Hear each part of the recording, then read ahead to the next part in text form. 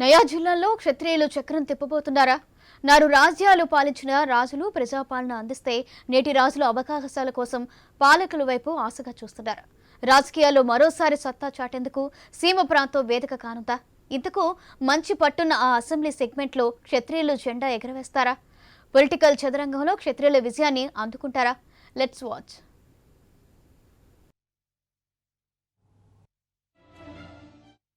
అన్నమయ్య జిల్లాలో క్షత్రియులు విజయఢంకా మోగించేందుకు సిద్ధమవుతున్నారు. మొన్నటి వరకు అవకాశాల వైపు అడుగులు వేసిన క్షత్రియులు నేడు ప్రతిపక్ష పార్టీ కీలకం కానుంది.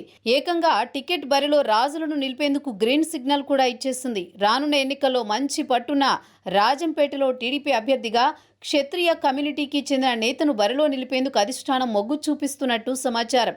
వచ్చే ఎన్నికల్లో అయినా రాజంపేటలో రాజులకు టికెట్ లభిస్తే ఘన విజయాన్ని సొంతం చేసుకునే అవకాశాలు లేకపోలేదని విశ్లేషకులు అభిప్రాయపడుతున్నారు. రాజంపేట అసెంబ్లీ సెగ్మెంట్లో ప్రధాన పార్టీలకు బలిజ సామాజిక వర్గంతో పాటు క్షత్రియులు కూడా కీలకం కానున్న నేపథ్యంలో వచ్చే ఎన్నికల బరిలో క్షత్రియ నేతను నిలిపేందుకు చంద్రబాబు గ్రీన్ సిగ్నల్ ఇచ్చినట్టు సమాచారం. అయితే గత ఎన్నికల్లో ప్రధాన పార్టీల నుంచి ఒక్కసారి కూడా ఈ కమ్యూనిటీకి అవకాశం కల్పించని నేపథ్యంలో రాజులు రానున్న ఎన్నికల్లో రాజంపేటపై గురి పెట్టినట్టు తెలుస్తోంది. గత ఎన్నికల్లో టీడీపీ రాజంపేట నుండి రాజులకు టికెట్ ఇచ్చేందుకు ఆశలు చూపినా చివరి నిమిషంలో వారికి అవకాశం కల్పించలేదు. దీంతో అప్పట్లో క్షత్రియులు జిల్లాలో తీవ్ర అసంతృప్తికి గురయ్యారు.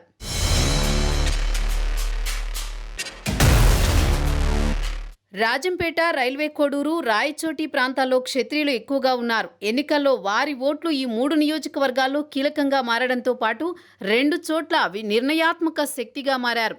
అయితే ఎన్నికల్లో వారికి సముచిత స్థానం కల్పించేందుకు ప్రధాన పార్టీలు అవకాశం కల్పించలేదన్న అసంతృప్తి క్షత్రియుల్లో కనిపిస్తోంది.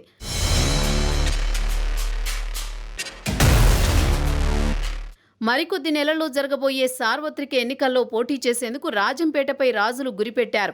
2 క్షత్రియ నేతలు రాజంపేట టికెట్ రేసులో కీలకంగా మారారు.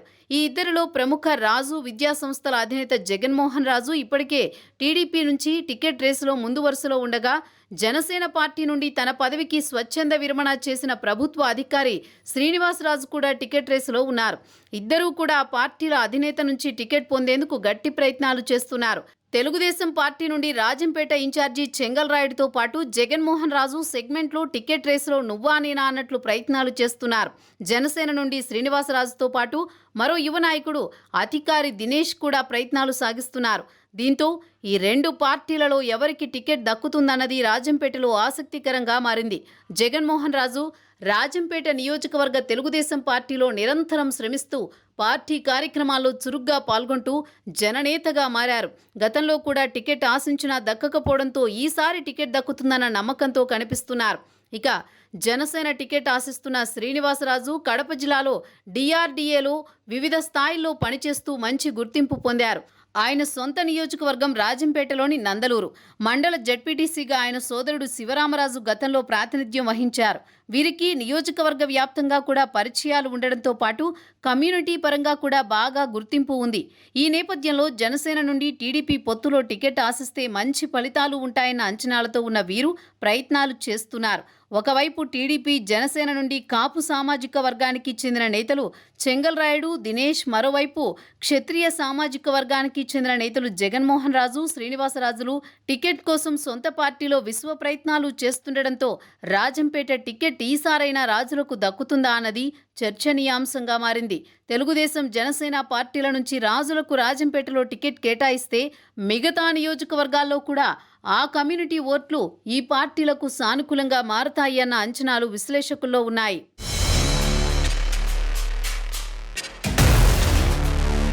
వచ్చే ఎన్నికల్లో అన్నమయ్య జిల్లా నుంచి జనసేన నుంచి పోటీ చేసేందుకు రాజంపేట అసెంబ్లీపైనే ప్రధానంగా గురిపెట్టిందన్న ప్రచారం సాగుతోంది. అక్కడ జనసేనానికి సానుకూలమైన కమ్యూనిటీతో పాటు రాజుల కమ్యూనిటీ కూడా వరంగా మారిందంటున్నారు. ఈ అంచనాలతో పాటు తెలుగుదేశం పార్టీకి అక్కడ బలమైన క్యాడర్ ఓట్ల శాతం బలంగా ఉంది.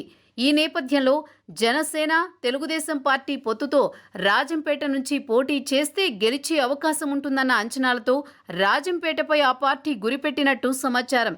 జిల్లాకు ఒకచోట నుండి అయినా జనసేన బరిలో దిగే అవకాశం ఉండడంతో అన్నమయ్య జిల్లా నుంచి రాజంపేటపై గురిపెట్టిందంటున్నారు.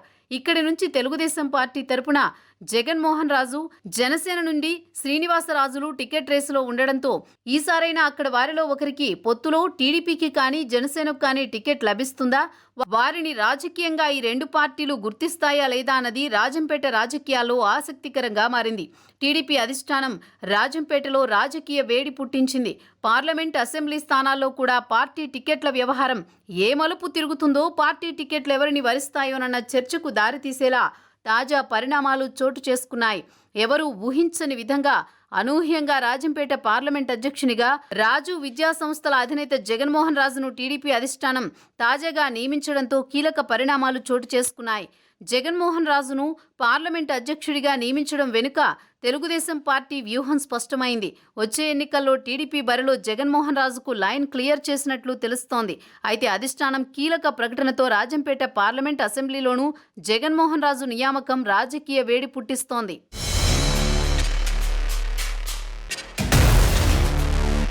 జగన్మోహన్ రాజు 2019 ఎన్నికల్లో కూడా టికెట్ ఆశించి భంగపడ్డారు. అప్పట్లో టికెట్ దక్కకపోవడంతో ఆయన కొంత నిరాశ చెందినా టీడీపీలో అంకిత భావంతో పనిచేస్తున్నారు.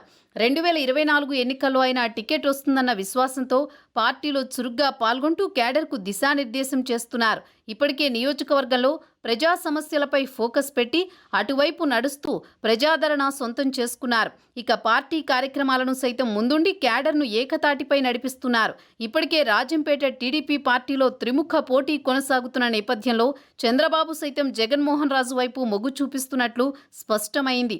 ఎన్నికలు సమీపిస్తున్న నేపథ్యంలో రాజంపేట అసెంబ్లీ అభ్యర్థిగా జగన్మోహన్ రాజును చంద్రబాబు అధికారిక ప్రకటన చేస్తారని తెలుస్తోంది.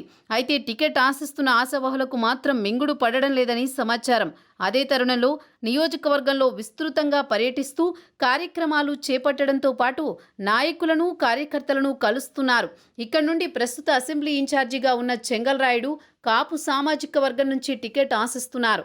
ఇతనితో పాటు జగన్మోహన్ రాజు టికెట్ బరిలో ముందు వరుసలో కనిపిస్తున్నారు. వీరిద్దరి మధ్య అసెంబ్లీ టికెట్ పోరు సొంత పార్టీలోనే తారాస్థాయికి చేరిందని తెలుస్తోంది. ఈ తరుణంలో రాజంపేట జనసేన టీడీపీ పొత్తులో జనసేనకేమైనా సీటు కేటాయిస్తారా అన్న అభిప్రాయాలు వ్యక్తమవుతున్నాయి. ఇలా రకరకాల చర్చలు జరుగుతున్న తరుణంలో తెలుగుదేశం పార్టీ నుంచి అసెంబ్లీ అభ్యర్థిగా పోటీ చేయాలని దృష్టితో జగన్మోహన్ రాజును పార్లమెంట్ అధ్యక్షుడిగా నియమించడం ఊహకందని పరిణామంగా మారింది.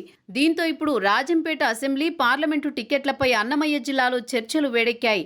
ఇదిలా ఉంటే పార్లమెంట్ అభ్యర్థిగా ఇప్పటికే గంటా నరహరిని గతంలో చంద్రబాబు ప్రకటించారు. అయితే